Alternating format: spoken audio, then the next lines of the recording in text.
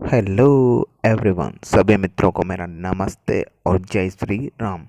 मित्रों, जो आज का अपना वीडियो है, इस वीडियो में हम पाठ योजना के बारे में पढ़ेंगे। तो भूगोल की आज अपन पाठ योजना बनाएंगे और आज का अपना प्रकरण है सांस्कृतिक परिदृश्य। तो बिना किसी देरी के चलिए शुरू करते हैं आज के इस वीडियो को। सबसे पहले आपको अपनी जो लेसन डायरी है, उस लेसन डायरी के में ऊपर ही ऊपर पाठ योजना का क्रमांक लिख देना है। जैसे मैंने लिख दिया है पाठ योजना 5। जो भी आपका क्रमांक है वो क्रमांक यहाँ पे लिख दीजिए। उसके बाद में आप जिस विद्यालय में आपका इंटर्नशिप प्रोग्राम पूरा कर रहे हैं या जिस विद्यालय में आप पाठ योजना बना रहे हैं या पाठ योजना दे रहे हैं, उस विद्यालय का आपको नाम लिख देना है। जैसे मैंने लिख दिया यहाँ पर राजकीय उच्च माध्यमिक विद्यालय पनिवाड़। उसके बाद में छात्र अध्यापक या अध्यापिका, उसका आपका या आप नाम आ जाएगा। उसके बाद में आप जिस विषय की पाठ्य योजना बना रहे हैं उस विषय का नाम आ जाएगा। जैसे मैं बना रहा हूँ भूगोल का है तो भूगोल का नाम आ गया। उसके बाद में आप जिस कक्षा की पाठ्य योजना बना रहे हैं तो उस कक्षा आ जाएगी। जैसे मैं कक्षा 8 के बना रहा हूँ, उसके बाद में आपका आ जाएगा प्रकरण। जैसे अपना प्रकरण क्या है, सांस्कृतिक परिदृश्य। सांस्कृतिक परिदृश्य अपना प्रकरण चला। उसके बाद में कालांश, समय, दिनांक, ये वगैरह वगैरह सारी चीज़ें आ जाएगी। तो प्रकरण क्या है, सांस्कृतिक परिदृश्य। ये सारे भरने के बाद में आपका जो नेक्स्ट हेडिंग होगा वो होगा शिक्षण उद्देश्य। शिक्षण उद्देश्य तात्पर्य है कि आप बच्चों को जो पाठ या जो प्रकरण पढ़ा रहे हैं उस प्रकरण के कारण बच्चे के अंदर क्या परिवर्तन आ रहे हैं, मतलब आपका क्या उद्देश्य है वो पाठ पढ़ाने का, तो वो हो जाएंगे शिक्षण उद्देश्य। तो शिक्षण उद्देश्य के अंदर आपको 2 कॉलम बनाने। पहला कॉलम बनेगा शिक्षण उद्देश्य का और दूसरा कॉलम बनेगा अपेक्षित व्यवहारगत परिवर्तन का। ये 2 कॉलम बना लीजिए आप। सबसे पहले आपने ये जो 2 कॉलम बनाए उसमें से पहला वाला कॉलम है आपका शिक्षण उद्देश्य। तो इस शिक्षण उद्देश्य के अंदर आप कौन सा शिक्षण का कौन सा उद्देश्य बच्चे को जो पढ़ा रहे हैं उससे वो पूरा होगा, तो उद्देश्य इसके अंतर्गत आ जाए। जैसे पहला शिक्षण उद्देश्य है ज्ञानात्मक, तो ज्ञानात्मक शिक्षण उद्देश्य के कारण बच्चे में क्या परिवर्तन होगा, तो वो परिवर्तन इधर लिखेंगे अपेक्षित परिवर्तन में। पहला परिवर्तन होगा छात्र सांस्कृतिक परिदृश्य का प्रत्याशमन कर सकेंगे, छात्र सांस्कृतिक परिदृश्य का प्रत्याभिज्ञान कर सकेंगे। तो ज्ञानात्मक के कारण बच्चे के अंदर ये क्या हो जाएंगे, परिवर्तन होने लग जाएंगे। तो ये क्या हो जाएगा, आपका ज्ञानात्मक उद्देश्य हो जाएगा। इसके बाद में आपका दूसरा जो शिक्षण उद्देश्य आता है वो होता है अवबोध। जो दूसरा शिक्षण उद्देश्य है अवबोध, तो शिक्षण उद्देश्य के अंदर क्या डालेंगे, अवबोध डालेंगे। तो अवबोध के कारण बच्चे के अंदर क्या क्या अपेक्षित व्यवहारगत परिवर्तन होते हैं, वो परिवर्तन आप जो अपेक्षित व्यवहारगत वाला कॉलम है उस कॉलम में लिखेंगे। तो जैसे पहला परिवर्तन होगा छात्र सांस्कृतिक परिदृश्य की व्याख्या कर सकेंगे। सेकंड है छात्र सांस्कृतिक परिदृश्य को समझ सकेंगे। इसके बाद में आपका जो तीसरा शिक्षण उद्देश्य आता है वो है ज्ञानोपयोग या अनुपयोग। तो ज्ञानोपयोग के कारण छात्र में क्या क्या परिवर्तन आएंगे, वो है पहला परिवर्तन छात्र सांस्कृतिक परिदृश्य से संबंधित नवीन विचारों का निर्माण कर सकेंगे, छात्र सांस्कृतिक परिदृश्य से प्राप्त ज्ञान का उपयोग उच्च अध्ययन में कर सकेंगे। इसके बाद में आपका चौथा शिक्षण उद्देश्य आता है कौशल। तो कौशल के काल बच्चे में जो परिवर्तन होगा वो है छात्र सांस्कृतिक परिदृश्य एवं इसके स्रोतों पर चार्ट मॉडल का निर्माण कर सकेंगे। इसके बाद में आपका अगला शिक्षण उद्देश्य आता है अभिरुचि। तो अभिरुचि के अंदर आप लिखेंगे छात्र सांस्कृतिक परिदृश्य के संप्रत्य पर विचार विमर्श में रुचि ले सकेंगे, छात्र सांस्कृतिक परिदृश्य के विषय में जानकारी प्राप्त कर सकेंगे। इसके बाद में ये लिखने के बाद में जो अगला आपका छठवां शिक्षण उद्देश्य आता है वो है अभिवृत्ति। अभिवृत्ति जो शिक्षण उद्देश्य है उसके कारण बच्चे के अंदर क्या क्या व्यवहारगत परिवर्तन होगा, वो है पहला व्यवहारगत परिवर्तन जो होगा वो है सांस्कृतिक परिदृश्य संप्रत्य के प्रति सकारात्मक दृष्टिकोण उत्पन्न कर सकेंगे। दूसरा होगा छात्रों में सांस्कृतिक परिदृश्य के विषय के प्रति वैज्ञानिक दृष्टिकोण का विकास कर सकेंगे। तो ये बच्चे के अंदर क्या हो जाएंगे, ये वाले परिवर्तन हो जाएंगे।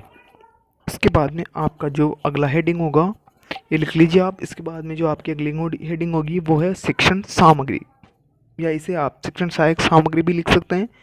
शिक्षण सहायक सामग्री या शिक्षण सामग्री से तात्पर्य कि ऐसी कोई भी वस्तु जो छात्र, अध्यापक या शिक्षक को अधिगम करवाने में सहायता प्रदान करती है तो वो शिक्षण सहायक सामग्री या शिक्षण सामग्री कहलाती है। तो जैसे चौक हो गया, डस्टर हो गया, संकेतक हो गया, चार्ट हो गया, मॉडल हो गया, तो जो भी सामग्री आपको शिक्षण या अधिगम करवाने के अंदर सहायता प्रदान करती है तो आप उसको इसमें लिख सकते हैं। तो आदि हो जाएगी ये वाली। इसके बाद में आपकी अगली ने इसके बाद में आगे वाली हेडिंग आएगी, वो है आपका पूर्व ज्ञान। सेकंड सहायक सामग्री लिख लीजिए आप। इसके बाद में हेडिंग डालिए आप नेक्स्ट पूर्व ज्ञान। तो पूर्व ज्ञान के अंदर आप लिखेंगे, हेडिंग डाल लीजिए पूर्व ज्ञान। तो पूर्व ज्ञान के अंदर आप लिखेंगे छात्र सांस्कृतिक परिदृश्य एवं इसके स्रोतों के बारे में सामान्य जानकारी रखते हैं। क्योंकि जो बच्चे हैं वो सांस्कृतिक परिदृश्य उसके बारे में थोड़ी थोड़ी या सामान्य जानकारी या बहुत एक जो बेसिक जानकारी वो रखते हैं। इसके बाद में आपकी नेक्स्ट हेडिंग आई, वो है प्रस्तावना प्रश्न। प्रस्तावना प्रश्न, प्रस्तावना प्रश्न किसी भी पाठ्य योजना का एक मुख्य अंग होता है। क्योंकि जितना अच्छा आपका प्रस्तावना प्रश्न होगा, कहने का मतलब है कि जैसा आपका प्रस्तावना प्रश्न होगा वैसा ही आपका पाठ्य योजना निकल के आएगी। ये जो प्रस्तावना प्रश्न होता है ये किसी भी पाठ्य योजना का मुख्य या मूल बिंदु होता है। क्योंकि प्रस्तावना प्रश्न अगर आपका सुस्पष्ट है तो आपकी पाठ्य योजना भी उतनी सुस्पष्ट रूप से निकल के आएगी और बच्चों के लिए अधिगम करने में सहायता प्रदान करेगी। तो प्रस्तावना प्रश्न के अंदर क्या होता है, छात्र अध्यापिका को द्वारा क्या पूछे जाते हैं, प्रश्न पूछे जाते हैं और छात्रों द्वारा इनकी क्या दे दिए जाते हैं, उत्तर दे दिए जाते हैं। तो इसके अंदर आपको प्रस्तावना प्रश्न की हेडिंग के अंदर आपको कितने कॉलम बना लें, 3 कॉलम बना लें। पहला कॉलम बनेगा क्रम संख्या का, दूसरा कॉलम होगा छात्र अध्यापिका कथन का और तीसरा कॉलम होगा छात्र कथन का। तो छात्र अध्यापिका द्वारा प्रश्न पूछे जाएंगे और बच्चे उसका उत्तर दे देंगे। तो पहला प्रश्न छात्र अध्यापिका पूछा गया, भारत के उत्तर में क्या है, तो बच्चे उत्तर दे देंगे कि हिमालय है। हिमालय क्षेत्र में किस धर्म के लोग रहते हैं, तो बच्चे उत्तर दे देंगे कि सभी धर्म के क्या रहते हैं, लोग रहते हैं। इसके बाद में छात्र अध्यापिका द्वारा अगला क्वेश्चन पूछा जाएगा, अगला प्रश्न पूछा जाएगा बच्चों से, तो बच्चे इसका उत्तर देंगे। अगला क्वेश्चन है छात्र अध्यापिका द्वारा पूछा गया, सभी धर्मों के व्यक्तियों से संबंधित सांस्कृतिक परिदृश्य क्या है। तो बच्चों के लिए क्या हो जाएगा, कैसा प्रश्न हो जाएगा, समस्यात्मक प्रश्न हो जाएगा और बच्चे इसका उत्तर नहीं दे पाएंगे।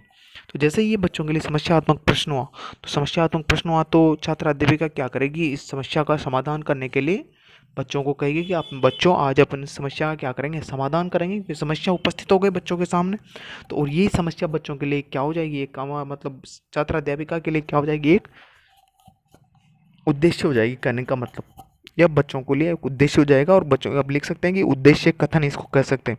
तो बच्चों आज हम सांस्कृतिक परिदृश्य के बारे में अध्ययन करेंगे, तो ये क्या हो जाएगा, आपका उद्देश्य कथन हो जाएगा। उद्देश्य कथन में आप लिख लीजिए, बच्चों आज हम सांस्कृतिक परिदृश्य के बारे में अध्ययन करेंगे।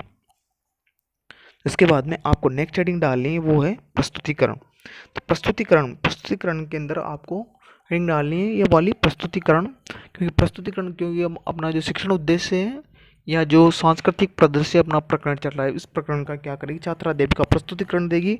तो प्रस्तुतिकरण में आपको कितने कॉलम बना लेने, 5 कॉलम बना लें। पहला कॉलम बनेगा शिक्षण बिंदु का, दूसरा कॉलम बनेगा छात्र अध्यापिका क्रिया का, तीसरा कॉलम बनेगा छात्र क्रिया का, चौथा कॉलम बनेगा विधि और 5वां कॉलम बन जाएगा सांस्कृतिक श्यामपट कार्य का। इसके बाद में जो आपका शिक्षण बिंदु होगा, वो पहला शिक्षण बिंदु आ रहा है सांस्कृतिक परिदृश्य का अर्थ एवं भाषा। सांस्कृतिक परिदृश्य का अर्थ एवं भाषा, ये आपका क्या होगा, पहला शिक्षण बिंदु।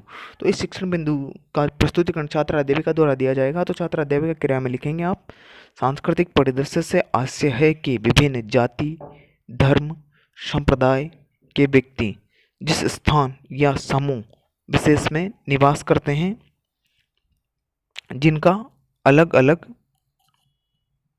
लिख लीजिए अभी एक बार थोड़ा सा, उसके बाद अपन आगे चलेंगे। एक बार मैं दोबारा से रिपीट कर देता हूँ इसी चीज़ को, ध्यानपूर्वक लिख लीजिए आप। सांस्कृतिक परिदृश्य से आशय है कि विभिन्न धर्म, जाति, संप्रदाय के व्यक्ति जिस स्थान या समूह विशेष में निवास करते हैं, जिनका अलग अलग स्वरूप होता है, घर से सीखी व बोली जाने वाली भाषा मातृभाषा कहलाती है। 2001 की जनगणना के अनुसार भारत में 122 भाषा और 234 मातृभाषाएं, इनमें से 22 भाषाओं को संवैधानिक दृष्टि से मान्यता प्राप्त है।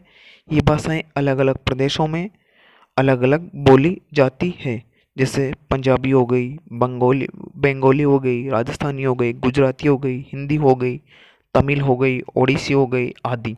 तो ये सारी भाषाएं क्या होती, अलग अलग बोली जाती हैं, क्योंकि ये क्या है, मातृभाषाएं ये वाली। तो आपको इस तरह से जो प्रस्तुतिकरण है छात्र अध्यापिका दे देगी। तो जो प्रस्तुतिकरण वाले को आप छात्र क्रिया में लिखें, उसके बाद में जो छात्रा अध्यापिका में लिखा छात्र क्रिया वाला कॉलम है, उस कॉलम में आप लिखेंगे विद्यार्थी ध्यान पूर्वक सुनेंगे और विधि अपनी व्याख्यान विधि, क्योंकि व्याख्यान विधि द्वारा छात्र अध्यापिका अध्यापक पढ़ा रहे हैं। उसके बाद में जो आपका श्यामपट्ट कार्य है, उस श्यामपट्ट कार्य के अंदर जो आपने छात्र अध्यापिका क्रिया में जो जो पॉइंट लिखे उसमें से महत्वपूर्ण या मुख्य मुख्य बिंदुओं को आपको श्यामपट्ट कार्य में लिख देना है। इसके बाद में आपका नीचे आता है पुनरावृत्ति प्रश्न, बोध प्रश्न या विकासात्मक प्रश्न। तो ये जैसे जो पुनरावृत्ति प्रश्न या बोध प्रश्न पूछे जाते हैं, ये प्रश्न बच्चों के ध्यान को भटकने को रोकने के लिए बनाए जाते हैं, क्योंकि बच्चों का ध्यान इधर उधर भटके नहीं, उनका जो ध्यान है पूरा उस पाठ से जुड़ा रहे। तो जैसे छात्र अध्यापक द्वारा प्रश्न पूछे जाएंगे 2001 की जनगणना के अनुसार कुल भाषा है, तो बच्चे उत्तर दे देंगे 122 भाषा है, क्योंकि बच्चों ने अभी भी पढ़ा है या अभी भी अधिगम किया है। तो दूसरा प्रश्न पूछेगी छात्र अध्यापिका घर में सीखी जाने वाली भाषा क्या कहलाती है, तो छात्रा द्वारा उत्तर दे दिया जाएगा कि मातृभाषा कहलाती है। तो इस प्रकार से छात्र अध्यापिका वाले ये बोध प्रश्न या पुनरावृत्ति प्रश्न पूछ लिए जाते हैं। इसके बाद में आपको जो अगला पेज है उसके अंदर आपको फिर आपसे कितने 5 कॉलम बना लें शिक्षण बिंदु का, छात्र अध्यापक क्रिया का, छात्र क्रिया का, विधि और श्यामपट्ट कार्य। तो शिक्षण बिंदु में आपका शिक्षण बिंदु हो जाएगा धर्म, तो छात्र अध्यापिका द्वारा इसका प्रस्तुतिकरण दिया जाएगा। तो छात्र अध्यापिका क्रिया में लिखेंगे भारत में विश्व के प्राय सभी धर्म और समुदायों के अनुयायी रहते हैं, इनमें प्रमुख 78.8% हिंदू व मुसलमान 14.2%, बौद्ध 0.7%, जैन 0.4% है। हिंदू जैन सिख धर्म के अनुयायी भी भारत में निवास करते हैं। तो छात्र अध्यापिका इस प्रकार से इसका धर्म का क्या कर देगी, पूरा प्रस्तुतिकरण दे देगी। और जो आपका छात्र क्रिया वाला कॉलम इसमें आप लिखेंगे छात्र ध्यान पूर्वक सुनेंगे, और विधि क्या हो जाएगी आपकी व्याख्यान विधि चली रही। इसके बाद में आपका श्यामपट्ट कार्य, तो श्यामपट्ट कार्य में आप इसके जो प्रमुख बिंदु है छात्र अध्यापक क्रिया ने जो प्रस्तुतिकरण किया उसके मुख्य मुख्य बिंदु को आप इसमें लिख देंगे। जैसे हिंदुओं की संख्या कितनी है, मुसलमानों की संख्या कितनी है, तो वो वाले इसमें आ जाएंगे मुख्य बिंदुओं में। इसके बाद में आपके पुनरावृत्ति प्रश्न भी, या विकासात्मक प्रश्न या बोध प्रश्न, कुछ भी बोल सकते हैं आप इनको। तो पहला जो बोध प्रश्न या पुनरावृत्ति प्रश्न है वो छात्र अध्यापिका द्वारा पूछा जाएगा भारत में किस संप्रदाय के लोग रहते हैं, तो बच्चे दे देंगे उत्तर सभी संप्रदाय के लोग रहते हैं, क्योंकि बच्चों ने अभी अभी अध्ययन किया है, क्योंकि अपन ने छात्र अध्यापक प्रस्तुतिकरण दिया है अभी अभी, तो बच्चे इसका आराम से उत्तर दे देंगे।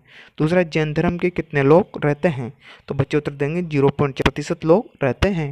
इसके बाद में जो आपका अगला पेज है उसके अंदर फिर अगले पेज में आपको फिर से 5 कॉलम बनाने होंगे। पहला कॉलम बनेगा आपका शिक्षण बिंदु का, दूसरा कॉलम बनेगा छात्र अध्यापिका क्रिया का, तीसरा कॉलम छात्र क्रिया का, चौथा कॉलम विधि और पांचवा कॉलम किसका बन जाएगा आपका श्यामपट्ट कार्य का कॉलम बन जाएगा। इस प्रकार से आपको ये पांचों कॉलम बना लेने। बनाने के पश्चात में जो आपका पहला कॉलम है शिक्षण बिंदु, तो शिक्षण बिंदु के अंदर आपका शिक्षण बिंदु आ जाएगा। तो तीसरा शिक्षण बिंदु होगा जनजाति समूह, तो इस जनजाति समूह का प्रस्तुतिकरण छात्र अध्यापिका द्वारा दिया जाएगा। तो छात्र अध्यापिका क्रिया में आप लिखेंगे आदिकाल में भारतीय उपमहाद्वीप में आने वाले मानव समुदाय में से कुछ लोग दुर्गम स्थानों में से जाकर बस गए, इनको आदिवासी कहा गया। कालांतर में प्राकृतिक दुर्गम्यता के कारण नदी घाटियों की सभ्यता का प्रभाव पड़ा। उदयपुर, बांसवाड़ा, डूंगरपुर में भील, मीणा आदि वासी जाति वाले व्यक्ति रहते हैं। तो ये हो जाएगा आपका छात्र अध्यापक क्रिया में इसका प्रस्तुतिकरण। और छात्र क्रिया में लिखेंगे आप विद्यार्थी ध्यानपूर्वक सुनेंगे, और विधि कौन सी चल रही है आपकी व्याख्यान विधि चल रही है। और इस प्रस्तुतिकरण में से आपको जो मेन बिंदु है उसके इसमें आ जाएगा आपके श्यामपट्ट कार्य के अंदर आ जाएंगे। इसके बाद में छात्र अध्यापिका द्वारा बच्चों को पाठ से जोड़े रखने के लिए पुनरावृत्ति प्रश्न, विकासात्मक प्रश्न या बोध प्रश्न पूछे जाएंगे। तो पहला प्रश्न है उदयपुर में कौन सी जाति अधिकतर निवास करती है, तो बच्चे दे देंगे भील या मीणा जाति, भील मीणा जाति निवास करती है। फिर छात्र अध्यापिका द्वारा दूसरा क्वेश्चन फिर पूछा जाएगा कि ताकि बच्चों को अभी भी पढ़ाए तो उत्तर दे देंगे आराम से वो। तो जो लोग दुर्गम स्थानों में जाकर रहते हैं तो उनको क्या कहते हैं, तो बच्चे आराम से उत्तर दे देंगे, क्योंकि बच्चों ने अभी भी पढ़ा है, तो आदिवासी उत्तर दे देंगे बच्चे। इसके बाद में आपका जो पाठ्य योजना यहीं पे समाप्त होती है। उस पाठ्य योजना समाप्त होने के पश्चात में आप बच्चों का मूल्यांकन करेंगे, ताकि आपने जो बच्चों को पढ़ा है या जिसको सिखाया है उन्होंने कितने स्तर तक सीखा है उसको या ग्रहण किया है, तो उसको जांचने के लिए आप बच्चों का क्या कर सकते हैं, मूल्यांकन कर सकते हैं। तो जो मूल्यांकन प्रश्न होंगे वो आप आपकी सुविधा के अनुसार किसी भी प्रकार के बना सकते हैं, जिससे लघुत्तरात्मक, अति लघुत्तरात्मक, मल्टीपल चॉइस या अबसद वाले क्वेश्चन, रिक्त स्थान वाले क्वेश्चन, मिलान चिन्ह वाले क्वेश्चन, सत्य वाले क्वेश्चन, आपकी इच्छा उस हिसाब से आप बच्चों का क्या कर सकते हैं, मूल्यांकन प्रश्न बना सकते हैं। जैसे मैंने पहला प्रश्न बनाया है, भारत में संवैधानिक दृष्टि से कितनी भाषाओं का दर्जा दिया गया है, तो मैंने एबसद वाला क्वेश्चन लिया है। तो ये हो गया 122 ब 112 स 110 द 120। तो बच्चे ने जो चीज़ पढ़ी है और जो सही है तो बच्चे उसको क्या कर देंगे, उत्तर में क्या कर देंगे, एबसद जो भी सही है उसको भर देंगे। उसके बाद में द्वितीय क्वेश्चन है, घर से सीखी जाने वाली भाषा खालिस्तान कहलाती है। तो ये रेगिस्तान की पूर्ति वाला क्वेश्चन। तो बच्चे इसमें से जो चीज़ बच्चों ने भी पढ़ी थी पाठ के बारे में, तो बच्चे इसके उत्तर दे देंगे कि क्या कहलाती है। इसके बाद में आप बच्चों को गृह कार्य देंगे। तो आप गृह कार्य इस प्रकार से देंगे कि जिस प्रकार से आपने बच्चों को जिस पढ़ा है या जिस कठिनाई के स्तर से आप बच्चों को पढ़ा है, तो उस प्रकार से आप बच्चों को गृह कार्य दे सकते हैं ताकि खाली समय का सदुपयोग हो सके। तो इसे गृह कार्य मैंने इसमें डाल दिया है, भारत में कौन कौन सी भाषाएं बोली जाती है तथा उनके संबंध में आप क्या जानते हैं, समझाइए। इस प्रकार से बच्चों के लिए क्या हो जाएगा, गृह कार्य हो जाएगा। और बच्चे इसको घर पे जाके आराम से अपने समय का सदुपयोग करके इसको करके लेके आ सकते हैं। मित्रों, अगर आपको वीडियो अच्छा लगा हो तो प्लीज़ वीडियो को लाइक, कमेंट और शेयर और सब्सक्राइब जरूर करें, और जो घंटी वाला आइकन है उसको ऑन कर लें। आपका कोई पैसा नहीं लगेगा यार, प्लीज़ अगर इतना ही देख लिया है तो प्लीज़ सब्सक्राइब कीजिए। और कोई भी कमेंट या कोई भी सुझाव हो, कमेंट बॉक्स में अपना सुझाव छोड़ें ताकि आपकी समस्या का हम निवारण जल्द से जल्द कर सकें। Thanks for